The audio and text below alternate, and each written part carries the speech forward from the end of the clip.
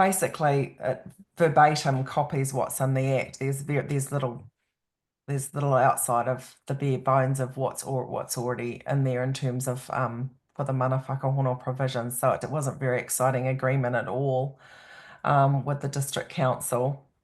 We didn't really get into any extra aspirations or goals we might have had. The only reason that we really got through that was because we were able to get our treaty lawyer team to work on it pro bono, because it ended up being this sort of tennis match of back and forth for years with their lawyer. At one point, we actually had to extend because you're supposed to have 18-month period of negotiating these. There was no way we were going to meet that. You can, if both parties agree or all parties agree, you can extend under Section 58QB, which is what we did with the district council because those negotiations were taking so long. And then, yeah, as I said, in sort of about a year after we first started discussing it with the regional council, there was a lot of pressure coming on them from all the hapū that were involved in Te Ruarangi, TT Mac, it was called back then, about how they had approached our invitation to a Mana Whakahono and how they weren't sort of entertaining the idea of dealing with hapū, considering, we are so hapū centric and hapū focused in the north, and the regional council should understand that. So where they landed eventually was if hapū were willing to sign up to a sort of generic collective type agreement, then they would entertain the idea of entering into Mana Whakahono with hapū. And over sort of most of 2019 and into 2020, I was part of a working group that worked with one of their policy planners to draft up the regional council sort of collective Mana Whakahono, and we were the first ones to sign up to that, and Ngāti Rehia signed up to it quite soon after, or around a similar time. So we ended up signing off both of those agreements together at our marae in December 2020. So quite a long, drawn out process there. Trying to see what my next page looks like.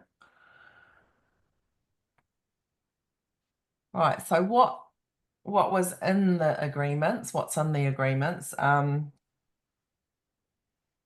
They sort of start off like most relationship agreements do, and we've got these shared principles. The WDC one actually just took a lot of our values that are listed in our hapū environmental management plan, kaitiakitanga, manaakitanga, things like that. The regional council one refers to the principles of the Treaty of Waitangi as well, and those sort of that upfront sort of start of the agreement. And they both cover all of the items that are listed in the Mana Whakahono provisions in the RMA. So how you will be involved in policy plan change reviews. There's sort of sections on setting up a consultation plan. There's timeframes, nomination of experts for assistance with drafting and sort of plan and policy work. What are the conditions for requesting marae-based hearings, nominating Māori hearing commissioners, things like that for consents and plan changes. I was going to say that there are there are time frames in there, but what we have been seeing is that engagement is starting well in advance of really at the first drafting stage, like a consultation drafting stage, or when they're just starting to plan and schedule their work. So those sort of time frames aren't I'm not seeing them as so much of an issue. It's got the delegations and transfers of powers, and both of them, there's not a lot of detail around those. It's just giving it, it's just setting out. We can make a request when we want to do that. One of the district council one talks about scoping up terms of reference and working collaboratively on whatever that transfer of powers might be or look like.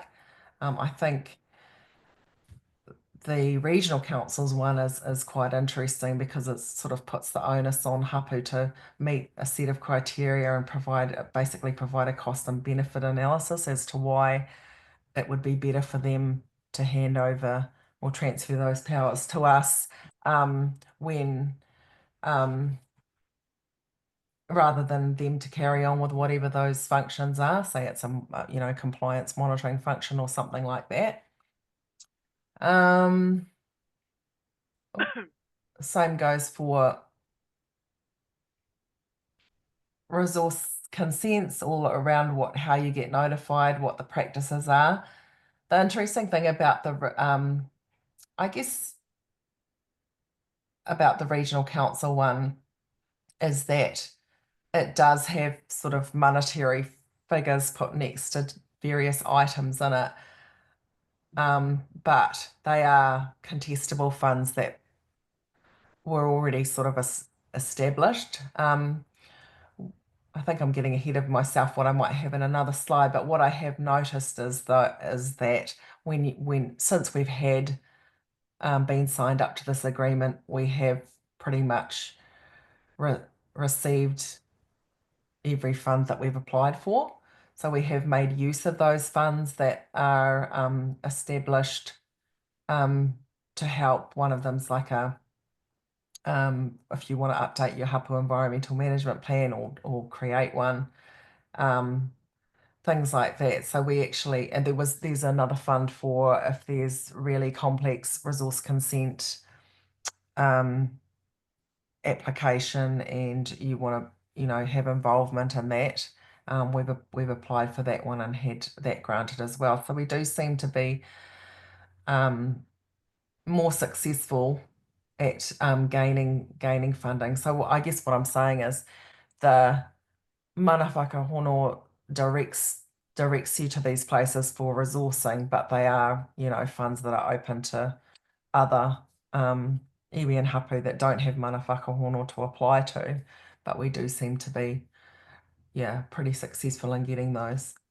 There's other things in the regional councils one, like that the district council one doesn't have, like a bit around training, RMA 101 type annual training that's available and funded for us if we're bringing our kaitiaki or our kaimahi through. There's a fund for up to 3 commissioners to be trained in making good decisions every year. We haven't actually we have had one person go through that.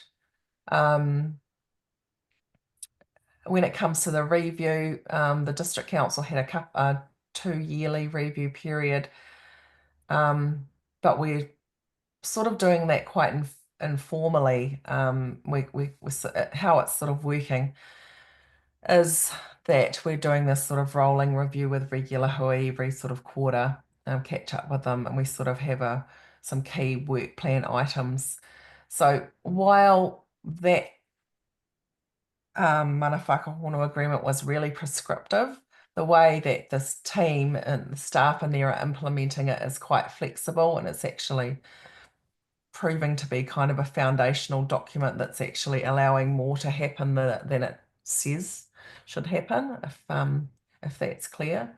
But again, what same with the regional council, we've done an informal review in 2023. It's not actually due till this year to be formally reviewed. But again, I still think there is, if you're really sort of super busy like we are, it is still to an extent dependent on those relationships that you have with staff members or councillors, how much attention they're getting and how well they're working. And at the moment, we're lucky enough in this period at least to have some pretty keen councillors and good staff that we're working with, that means that they're rolling along quite well. I think I've talked about that one. So, oh, sorry, can you go over a page? Yeah. So outcomes. So I've thought about this a lot, and I think that they definitely have. I've had to sort of go back on my original thinking that it was really a waste of time, because I think it definitely does support better engagement.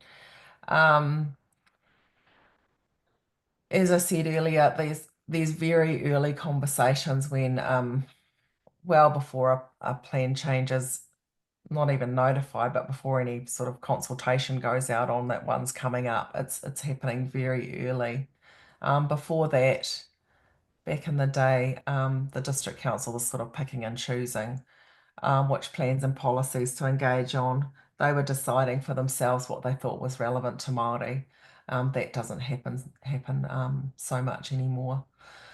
Um, like I said, both councils weren't were obviously quite worried that this was going to cost them a heap of money, and if you were going to implement these to their full potential, they should, they would, they would cost take a bit of resourcing.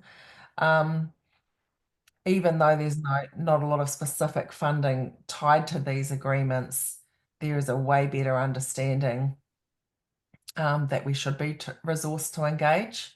And we have been resourced to engage on in the last couple of years more than ever before. We've just been working on the future development strategy with Whangarei District Council. We're working on a sites of significance to Māori chapter and rolling district plan reviews. Now, what I will say about that is there's still like more funding, these funding tied to Māori plan changes like the sites of significance and Indigenous biodiversity and things like that, whereas some of the other I'm just trying to think of an example. There's an update on the sort of temporary, like just random stuff like temporary activities rules in the district plan. And the team came to talk to us about that. And we sort of said, well, is there going to be any sort of funding for us to get people to this hui, or if we want to review the document and make comments on it? And there wasn't any funding attached to it. But what I will say is that I did have a quick look at it, and I sent back a a comment saying that I wanted a matter of discretion added to a rule for considering cultural values or something like that. And I immediately got an answer saying, yep, that was no problem to add that. So I do think, yeah, I just think there's just a much more improved understanding of what our values are and how they should be expressed.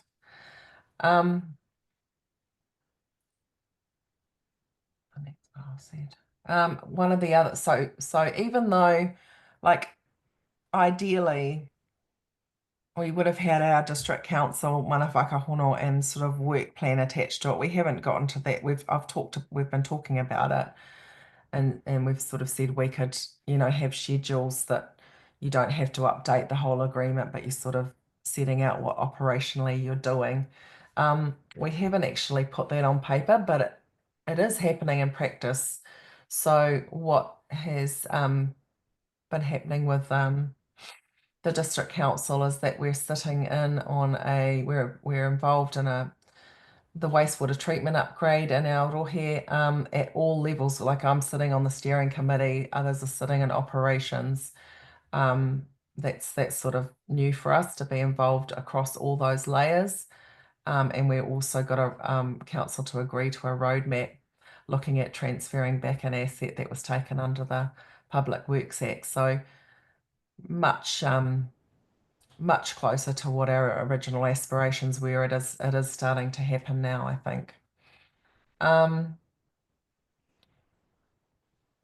I think I already talked about the regional council that I sort of mentioned that we seem to be our environmental management plan chapter update, the consent application funding to be involved in that. That was actually part of the Northport hearings, and catchment works that we've been wanting to do, all funded. So I don't know if that's a result of the Mana Whakahono or not, but I think it does. As I said before, I think it sort of elevates your likelihood of getting those bits and pieces funded. I think, as I said, we've still got important relationships with individuals, whether they be staff or councillors.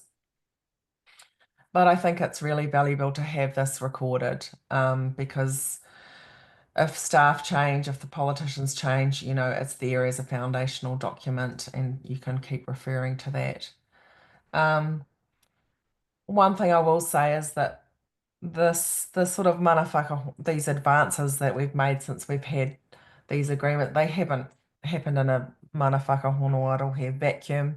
There's been other things happening at the same time that have lifted our engagement. So, we've had Māori wards introduced since then. And both councils have really grown their Māori outcomes team and their capacity and capability in that space. So I think it's not sitting there on its own, but it is a strong contribution to this improving relationship. I know that part of the context of having this kōrero is around the Fast Track Approvals Act, and we have got, I don't know if I did talk about it earlier, but on one of my earlier slides, I said we've got 6 fast track applications in our Rohe. And, some of them are sort of existing projects, but one of the big ones, McCullum's brothers, who are wanting to sand mine in Bream Bay, they are engaging already. They are engaging really early, and I'm not sure whether that's solely due to the Mana Whakahono Arohe, but it is comforting to have that backstop of knowing that they must, or that they have to. So as limited as that whole, we won't get into that act and that process, but it does give a certain level of comfort that you're going to hear from applicants in this fast track process. So we've still got a long way to go, and it's taking a long time, but we're going to, we're getting ready to test some of the more challenging provisions in the agreement. So we've been gearing up to see if we can take on some compliance monitoring and actual functions for the regional council. So we've been training our people up. They have been going out with regional council staff, but we haven't actually made the formal a formal approach to actually ask for that transfer, for that delegation of duties. Sorry, I'm getting some feedback. Yeah. If you could mute yourself, please. Back to you, Juliane. Yeah, so so as I said, we're going to test some of those tougher ones about those sort of transfers and delegations. We're getting ready, gearing up to do that. So that'll be the next sort of test of how well this works. And then the last page, I've just got some key observations.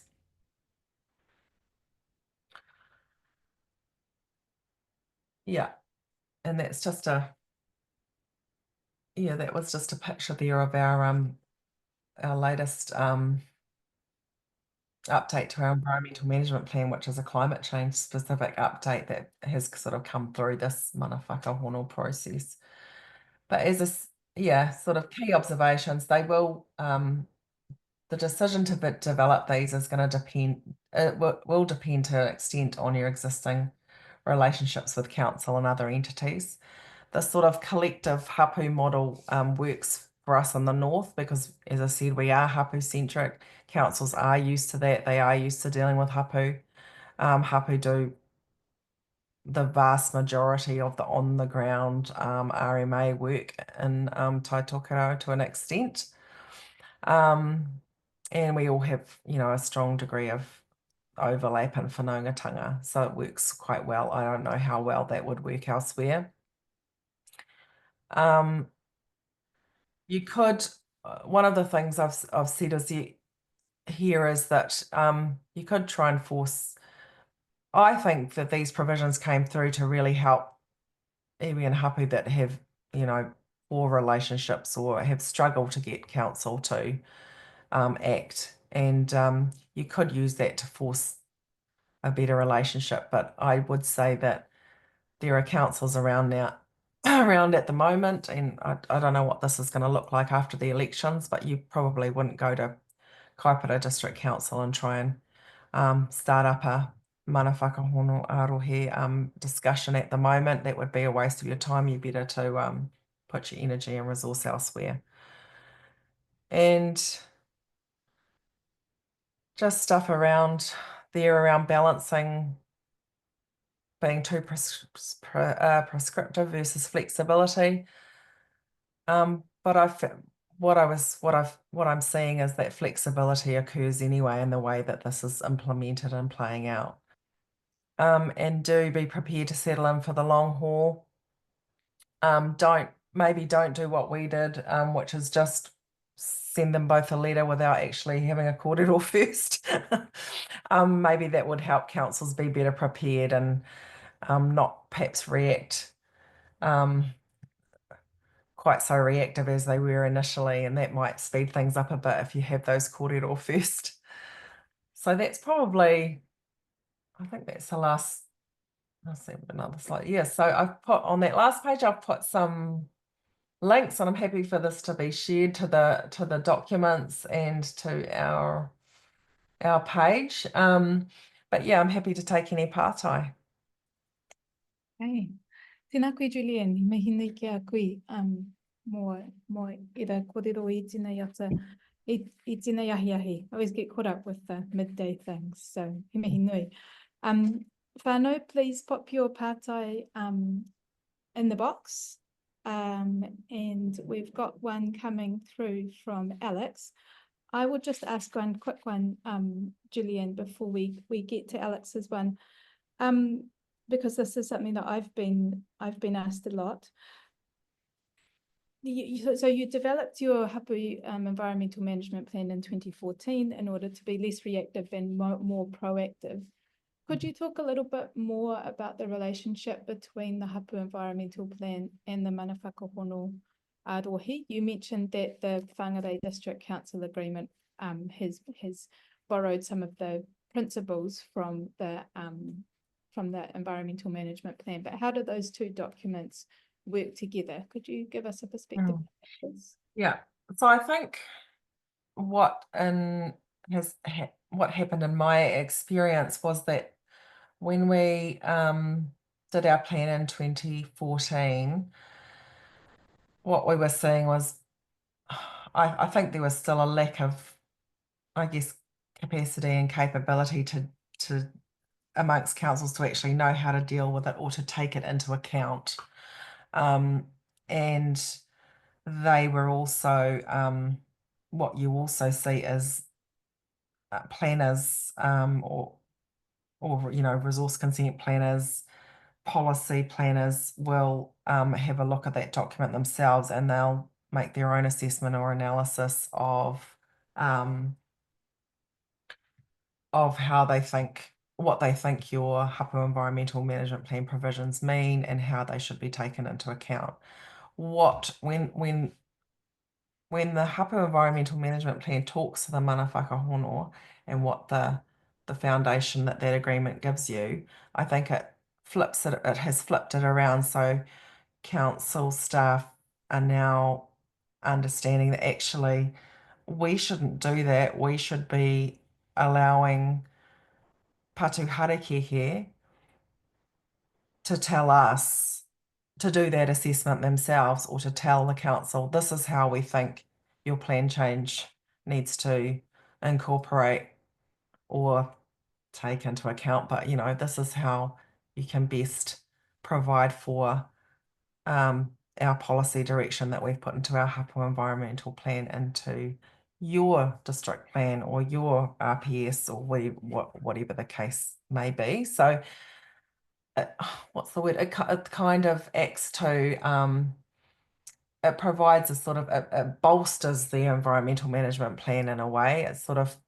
takes it out of consignment on a shelf where no one's really looking at it, or whatever, it's gathering dust, into a sort of active way of implementing it. I'm not saying that's works perfectly every time, but that has been what I've noticed. Alrighty, thank you. So Alex's question is, are you able to shed some more light on the process to get the Mana Whakahono over the line once you had concluded negotiations about the content of agreement? Was there public engagement on it? Did it need to be ratified by wider hapū? What needed to happen before it was signed off by Patuharakeke and the councils? Mm. Yeah, so I don't recall that there was a need to do public consultation on it, but certainly we have our own internal hapū sort of ratification process. So it goes through the trust board, it gets approved, and then it went to a hui a hapū. I can't recall now. It would have been either been the AGM or a specific one of our regular sort of update hui. So we did make sure, and everything goes through our kahui kaumātua as well. So there was an internal process of ratifying it. And then I think because it had been a long, drawn out process, and everyone was, I guess, both parties, all three parties were pretty proud that we'd got to that point. So we did organise, there was a bit of an organisation required, and the councils would have had co-funded our event at the marae where we launched it, I guess, and signed off on it. That was quite a big event with with our people invited, quite a special day.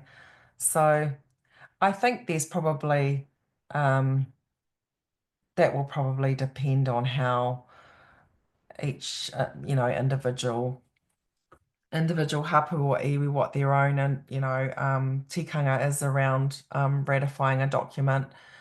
I don't think there's anything in the Act or anything that requires public consultation, and then it will just be down to the um, how the district or regional councils want to, I guess, promulgate the agreement, or promote the agreement.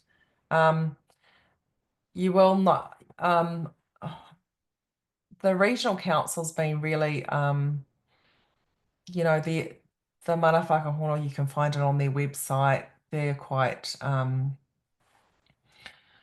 more communicative about it, whereas I think district council's quite quiet, probably because our document is with district council is quite ugly and lawyery looking. It's not pretty like the one that the regional council pulled together. But also, I'm not sure who's listening. I'll probably get in trouble. But I'd say that it's also they don't want to, advertise it too much because they probably are still worried about multiple hapū wanting to sign up to it. But one of the things, um, I guess this whole collective agreement that the regional council has done is quite a good sort of case study in a way, because the district council could look at that too. The other option is we could all agree to bring the district council in and sign up on that one. That was something that um, we also put to both councils early on, and I can't quite recall now which one of them wasn't so keen on, forming a sort of, I guess, a tripartite sort of agreement, but that might be something that they want to look at in future.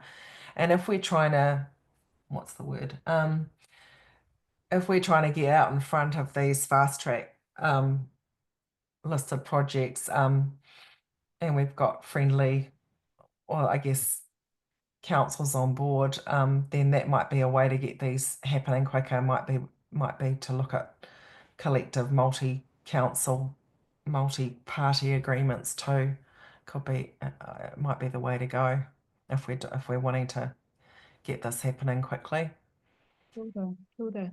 Karawhiua whānau, this is your chance to ask pātai of Juliane, so pop them in the chat. I've got one from Lara, but I also just wanted to comment, Juliane, you mentioned that in the Northland Regional Council agreement, there are some funds in there, and certainly talking to different groups around the motu, that's one of the things that iwi and hapū are interested in is putting resourcing into this kind of agreement so that there's some certainty.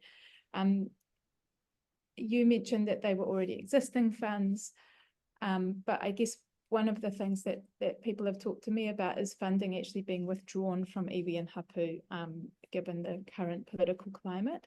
And so if that funding had been in a Mana Whakahono Rohe, like in the Northern Regional Council case, because it's a legally binding agreement, that wouldn't have been possible. Do you have any comment on the Mana Whakahono being able to provide some certainty about things like resourcing or funding? Yeah, no, that's a good point. I think that's obviously if you were negotiating one of these, then you should be trying to get funding tied into that agreement. Absolutely. I think certainly in the face of what we're looking at politically going forward, at least for the near future anyway, that would be the way to go. As I said, we weren't able to get that across the line because of this this position that there would be hundreds of hapū potentially signing up to, and it was going to be completely unaffordable.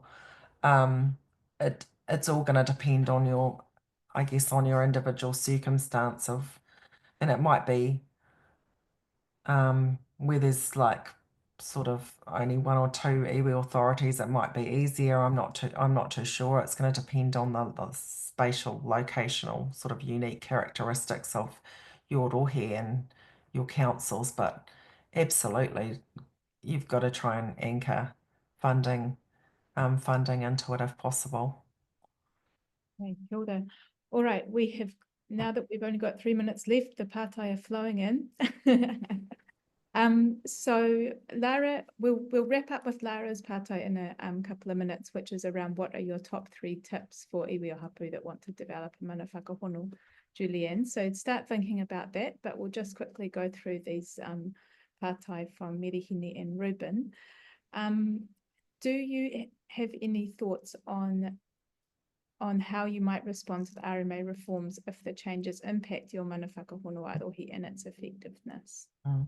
That's a really good question, because originally, before the government changed and the other RMA reforms were sort of in play, the MFE was actually starting to drive discussions on making sure that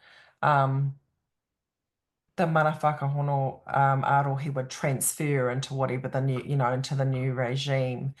There's been no such similar advance from MFE or anyone this time around. So now that you've asked me the question, I better go away and think about that. But yeah, it's a concern. I mean, I think, but I don't, from memory, I'm just trying to recall. I think that the provisions were safe, and obviously they've been carried into the the Fast Track Act, so I don't think they're going anywhere. But Yep. I have just this morning looked up how it's discussed in the RMA reform documents that were released last week. So I'll put that on the LinkedIn page so that people can see what that says. Something to think about for sure. Indeed. And from Ruben, have you got an opportunity to vary the agreement if, for example, the EPA takes over regulatory functions after the RMA reforms, as has been suggested in some of those recent documents? Yeah. Well, there are review clauses and opportunities to have discussions and update them and vary them. So I think that is inherently in them, or you should make sure it's in them. I think I can't remember what the clause is, but there are in the actually in the section 58 provisions there are some specific clauses around varying them and reviewing them, but certainly in light of what's happening with the reforms, these are people that are entering into them now or starting to think about doing them now are probably in a better position to make sure that they include all those type of things, but they're on the other hand they're in a worse position because they're looking at these what's happening in the reforms. But yes, definitely we do have the ability to do that, and anyone that's entering into one should make sure that they cover all that off. Okay, and we are running over time, whānau, which I apologise for due to our late beginning.